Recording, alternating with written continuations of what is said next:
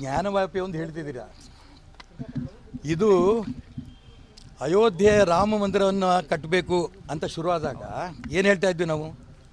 ಲಾಠಿ ಗೋಲಿ ಕಾಯಂಗೆ ಮಂದಿರ್ ವಹಿ ಬನಾಯಂಗೆ. ಕಾಲೇಜಲ್ಲಿ ಓದ್ತಾ ಇರೋಂಥ ಹುಡುಗರು ಅವಾಗಿಂದನೂ ಈಗ ಸ್ಲೋಗನ್ ಹೇಳ್ಕೊತ ಬಂದ್ವಿ ನಾವು. ಜಹಾ ಹುಯೇ ಬಲಿದಾನ್ ಮುಖರ್ಜಿ ಓ ಕಾಶ್ಮೀರ್ ಅಮಾರ ಹೈ. ಇದು ಇವತ್ತಿಂದಲ್ಲ ಹೇಳ್ತಿರೋದು.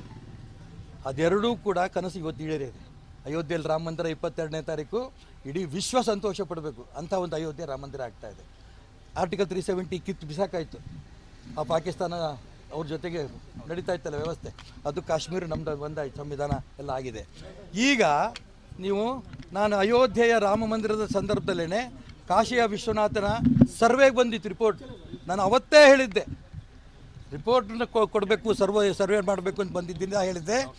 ಕಾಶಿ ವಿಶ್ವನಾಥನ ದೇವಸ್ಥಾನ, ಮಥುರೆ ಶ್ರೀಕೃಷ್ಣನ ದೇವಸ್ಥಾನ ಇವೆಲ್ಲವೂ ಕೂಡ ಅಲ್ಲಿ ಒಡೆದು ಮಸೀದಿಗಳನ್ನು ಕಟ್ಟಿದ್ದಾರೆ. ನಾವು ಖಂಡಿತ ಹೊಸ ಮಸೀದಿಗಳನ್ನು ಒಡೆಯಲ್ಲ. ಸ್ವಾತಂತ್ರ್ಯ ಬಂದ ನಂತರ ಯಾವುದ್ಯಾವುದು ಹೊಸ ಮಸೀದಿ ಮುಸಲ್ಮಾನರು ಕಟ್ಕೊಂಡು ನಮಾಜ್ ಮಾಡ್ತಾರೆ ಅದಕ್ಕೆ ಗೌರವ ಕೊಡ್ತೇವೆ. ಯಾವುದು ಹಿಂದೂ ದೇವಾಲಯಗಳು ಇತ್ತು, ಕೃಷ್ಣ ಹುಟ್ಟಿದ ಜಾಗ ಯಾವುದು ಅಂತ ಕೇಳಿದ್ರೆ ವಯಸ್ಸು ಬಂದಿರೋಂಥ ಚಿಕ್ಕ ಮಗು ಹೇಳುತ್ತೆ ಮಥುರಾ ಅಂತ. ಕಾಶಿ ವಿಶ್ವನಾಥನ ದೇವಸ್ಥಾನ ಯಾವುದು ಅಂದರೆ ಹಿಂದೂಗಳದು ಅಂತ ಅಂತಾರೆ. ರಾಮ ಹುಟ್ಟಿದ ಜಾಗ ಯಾವುದು ಅಂದರೆ ಅಯೋಧ್ಯೆದು ಅಂತಾರೆ. ಈ ಕಾಂಗ್ರೆಸ್ನವ್ರಿಗೆ ಇದು ಅರ್ಥ ಆಗಲ್ಲ. ಸಿದ್ದರಾಮಯ್ಯನವ್ರಿಗೆ ರಾಮ ಅಯೋಧ್ಯೆಯಲ್ಲಿ ಹುಟ್ಟಿದ್ದಕ್ಕೆ ಸಾಕ್ಷಿ ಏನು? ಸಾಕ್ಷಿ ಬೇಕಂತೀವಿ ರೀ. ಕೃಷ್ಣ ಮಥುರಾದಲ್ಲಿ ಹುಟ್ಟಿದ ಸಾಕ್ಷಿ ಏನು? ಸಾಕ್ಷಿ ಬೇಕಾ? ಅದಕ್ಕೋಸ್ಕರ ನಾನು ಹೇಳ್ತಿದ್ದೀನಿ, ಬರೀ ಇವತ್ತು ಕಾಶಿ ಬಗ್ಗೆ ಕೋರ್ಟು ತೀರ್ಮಾನವಾಗಿದ್ದನ್ನು ನಾನು ಸ್ವಾಗತ ಮಾಡ್ತೇನೆ. ಹಿಂದೂಗಳ ಪರವಾಗಿ ಬಂದಿರೋದು ಇದಾಗಿದೆ. ಈಗಾಗಲೇ ಮಥುರಾ ಬಗ್ಗೆನೂ ಸರ್ವೆ ಮಾಡೋದಕ್ಕೆ ಆದೇಶ ಆಗಿದೆ.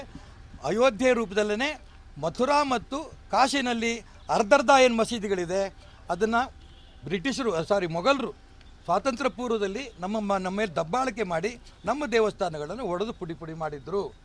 ಆ ಮಸೀದಿಗಳು ಹೋಗ್ತವೆ. ಪೂರ್ಣ ದೇವಸ್ಥಾನ ಕಾಶಿ ವಿಶ್ವನಾಥನ ದೇವಸ್ಥಾನ ಪೂರ್ಣ ಆಗುತ್ತೆ, ಮಥುರಾ ಶ್ರೀಕೃಷ್ಣನ ದೇವಸ್ಥಾನ ಪೂರ್ಣ ಆಗುತ್ತೆ.